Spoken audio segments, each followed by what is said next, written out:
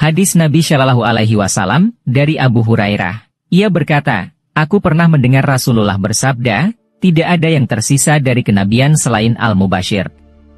Para sahabat bertanya, apa Al-Mubashir itu? Beliau bersabda, mimpi yang baik. Hadis Sahih Bukhari. Kapan wahyu Al-Mubashirat ini dinyatakan sebagai pembuka pintu akhir zaman sebelum hadirnya wahyu Al-Mahdi? Al-Mahdi disebut sebagai sosok pemimpin akhir zaman yang dijanjikan, yang akan diutus dan mendapat petunjuk dan bimbingan wahyu Allah. Ia kelak akan membawa kemakmuran dan kesejahteraan dan keadilan bagi seluruh alam. Ia akan memberantas segala kezaliman dan ketidakadilan, membuang praktek kesyirikan manusia kepada Allah Subhanahu wa Ta'ala. Jarak 6 abad lamanya antara Nabi Isa dan Nabi Muhammad menjadikan ajaran agama Tauhid berubah. Agama Yahudi dan Nasrani telah berkembang pesat ke penjuru dunia termasuk sampai di masyarakat Baduy Arab. Kota Madinah dan Makkah telah mengenal agama Samawi tersebut. 600 tahun lamanya dengan dinamika sosial dan peradaban, Romawi dan Persia telah mengubah kemurnian agama Samawi. Keaslian kitab suci tidak terjaga, praktek kesyirikan dominan. Trinitas ketuhanan, Uzair anak Tuhan ajaran Yahudi, Tuhan Bapa, Roh Kudus dan Tuhan Yesus telah mengubah kemurnian Nasrani. Kemurnian ajaran milah Ibrahim turun-temurun juga telah berubah menjadi praktek kesyirikan dengan penyembahan patung-patung di wilayah Jazirah Arab, Makkah dan Madinah. Patung Lata, Uzza, Hubal dan Manat adalah Tuhan disembah ditempatkan sekeliling Ka'bah. Walaupun masih ada yang beberapa pendeta, rahib-rahib dan tokoh-tokoh kabilah yang hanif misalnya pendeta Nasturah, Rahib Buhaira, Raja Najasyi. Di Madinah ada Abdullah bin Salam, di Makkah Warakah bin Naufal. Kondisi keagamaan seperti inilah yang terjadi terus-menerus sejak Rasul Isa bin Maryam telah tiada, setelah diangkat ke langit. Maka ketika Muhammad diutus sebagai Rasul, masyarakat spontan menolak karena ajarannya tidak sesuai dengan kitab-kitab telah diubah, termasuk ajaran milah Ibrahim. Masyarakat Arab menolak keras Muhammad sebagai Rasul karena ajarannya mengoreksi ajaran turun-temurun bangsa Arab Quraisy. Agama Tauhid, Islam, datang menjadi asing, tidak dikenal. Tahun 1444 Hijriah menjadi satu kurun sangat panjang, 2 atau 3 kali lipat masa kekosongan Rasul Isa dan Muhammad, melewati lebih dari 14 abad lamanya. Ajaran Tauhid telah banyak berubah seiring dengan kemajuan budaya dan teknologi manusia.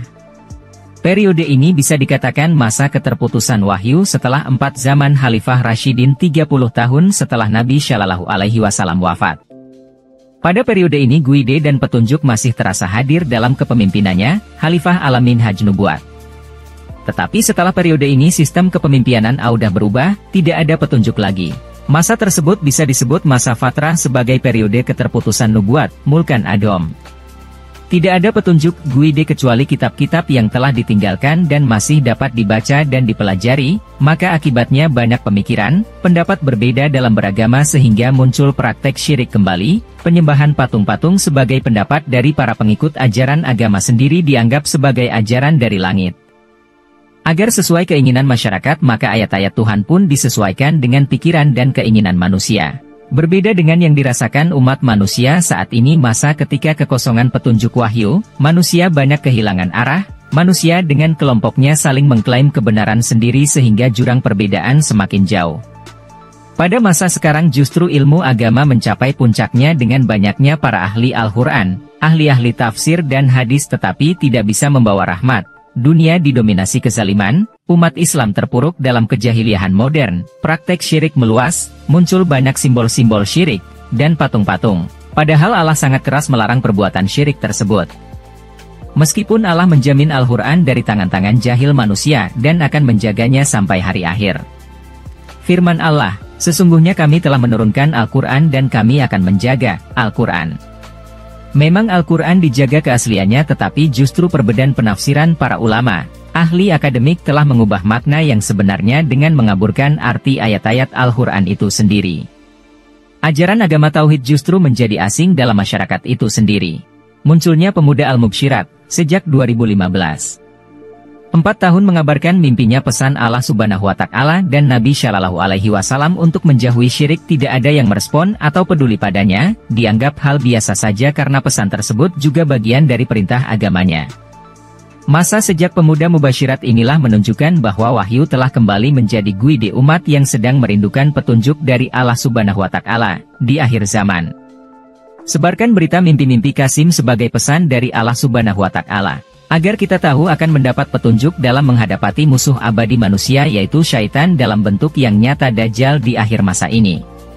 Masa akhir umat Islam tidak lama, hanya sekitar 30 tahun sejak Qasim menyampaikan pesan mimpinya, kemudian Allah menepati janji-janjinya 13 tahun kemudian, 7-8 tahun masa damai, kemunculan Dajjal, kembalinya Nabi Isa, dan kemunculan Ya'juj dan Ma'juj YG mencengangkan karena daya rusak kepada manusia luar biasa. Setelah itu umat yang beriman serentak meninggal dunia sebagai penutupnya. Sebagaimana Islam datang pertama kali oleh Nabi Shallallahu Alaihi Wasallam garib, asing, maka di penghujung akhir pun asing, garib, ketika pemuda Al-Mubasyirat menyampaikan pesan wahyu dari Allah Subhanahu wa Ta'ala.